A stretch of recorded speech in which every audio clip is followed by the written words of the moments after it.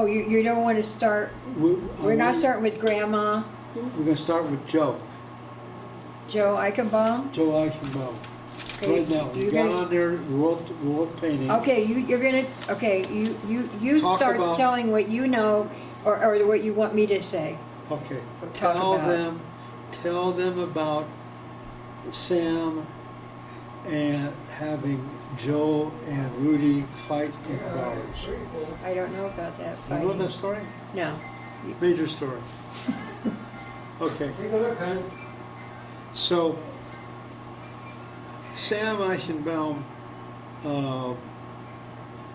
it is said, tried to go from one side of San Francisco to the other through the tunnel. And he got caught in the middle between two trains, got knocked down, got some head damage, and did unusual things around that time. One of which is he brought a bear cub into downtown San Francisco, and then the bear and he got in a fight with another person, and the gendarmerie were called and hauled him off to jail. We have that one on paper. We actually have the news clipping.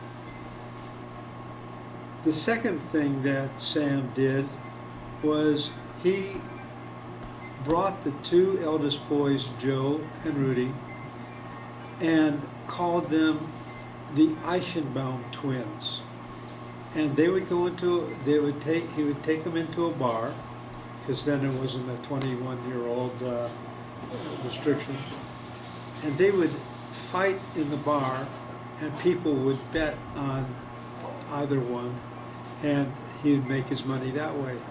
Unfortunately, Rudy hurt Joe, and Grandma put a stop to that going on. Do you want to talk about Grandma's dinners?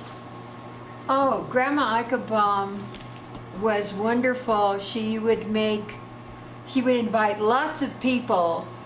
She would get people from like the mayor and George Riley, who from the Board of Equalization, and family members. And she would get a Jewish doctor refugee and bring him there and introduce him, so to help him get started in his practice. And she would make these wonderful dinners. She would make apple pies that were huge, and chickens and Hungarian food, and she was very loving. And she used to have satin comforters that she would have my brothers and I take naps on. And she was always wanting us to eat. She was wanting to make sure we ate more, eat more. And she had a roomer named Joe Greenberg. You remember him, Mel? Yeah. And he was just a funny guy. He lived on Gary Street in San Francisco. And Grandpa Eichenbaum, you want me to talk about Grandpa Eichenbaum anymore? Yes. Okay, Grandpa Eichenbaum became deaf. I don't know if it was through that injury in the tunnel or earlier. I don't know if he was hard of hearing when he met Grandma or not back in Chicago. But Grandpa was tall, dark, and handsome, and Grandma Eichenbaum was blonde, short, zaftig, blue eyes. And I have a picture of her in my living room, which she was just lovable. Everybody loved her. Oh, she also worked. You want me to tell you some more about Grandma Eichenbaum? Talk about when she went to San Francisco to see Sam, what happened?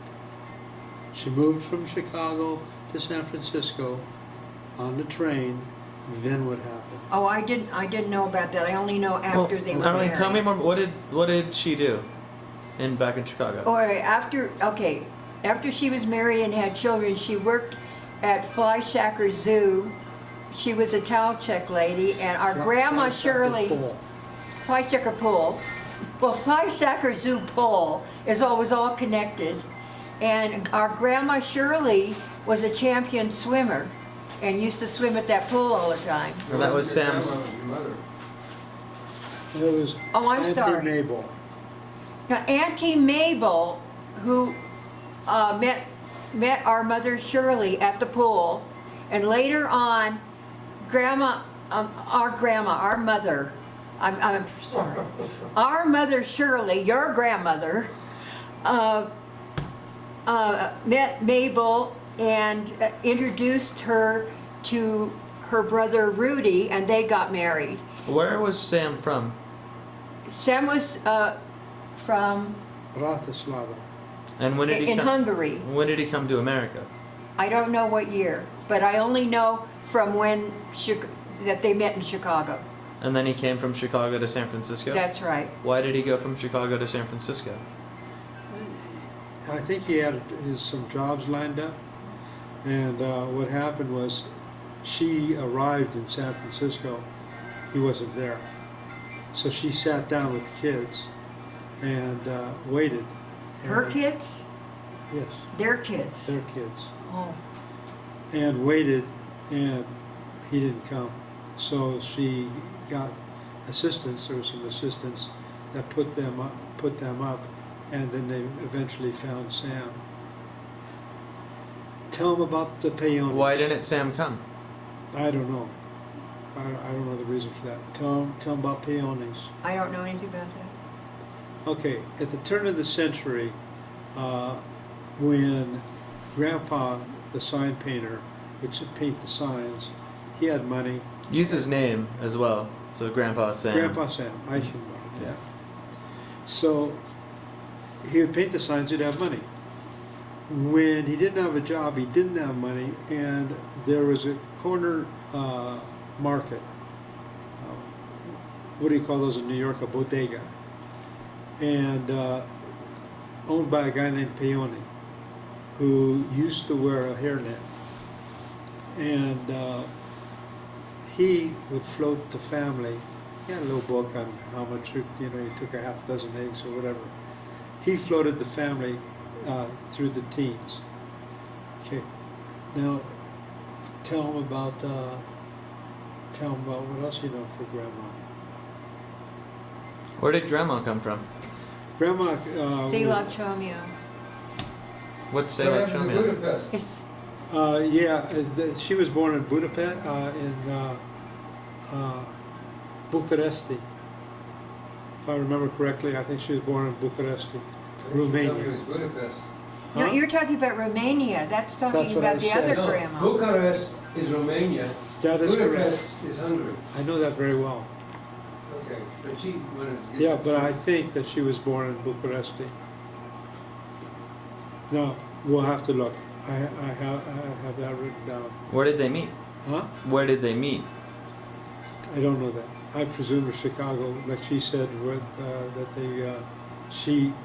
that Grandma worked as a servant for A the housekeeper. Eichenbaum family. Okay. So why don't you tell me about the oldest of their 4 kids? The what? Oldest of their children. That was Joe. Joe, you want? And the key thing on Joe is that Grandma was running out of money, and so all the boys and of course Mom were adults, and they got together and they decided that everyone was going to chip in so much money. I forget how much money it was, but I think it was something like $100 a month. And Joe said he couldn't afford it because he had to pay for his wife and his wife's mother, who also lived with them. And after that, he was persona non grata in the family. He was never invited to another event ever in my lifetime. And I went over to meet him and talk to him. He was a nice guy, but he was a weak kind of guy. And you could see where his wife was gorgeous, and the wife's mother was gorgeous too. And the daughter. And the daughter was not bad either. And so that's what happened with that. Do you remember what he did, or do we have any connection to him anymore? Is he, they're gone? He died The early. connection that we have is with Melvin has a connection with Nadine, the daughter. And he'll have to tell you about that later. Who's the next kid? The next one was Rudy. what? Rudy. Yeah, Rudy. Okay, Rudy's a story unto himself. He was the family tough guy, and I remember one story about he was sitting there drinking with a Jewish guy who had a big nose, and some guy comes up and says, "You effing Jews," started giving him a hard time, and Rudy says, "You know this guy?" And the Jewish guy says, "No, I've never seen him before in my life." Rudy stands up, and on his way up, his fist was going faster than the rest of his body. They took this guy out with one blow. Boom, he was down. They said, drag him out into the alley. They'd drag him out right in the alley where I guess they had a habit of dumping drunk sailors, so it wasn't a big deal. He owned 5 bars downtown. He was known as the mayor of Mason and Tahoe. It is said to me by a number of sources that if you wanted to have a bar in San Francisco, you took a certain amount of money, put it in a brown paper bag, and put that bag on the bar, and the barkeep would take the money and you get your license. It's also been said to me that that Edmund G. Pat Brown, the past governor of California, was a close friend of the family. I do know that Uncle Rudy got into trouble. He admitted to me that he was part of a little scheme where a guy named Tarantino had a magazine called something like Hollywood Reporter, but not that particular one. And to keep your name healthy out of that, you would buy some advertising saying, "Congratulations to the Hollywood Reporter, from Joe Blow." And then that way Joe Blow would never have any bad things said about him.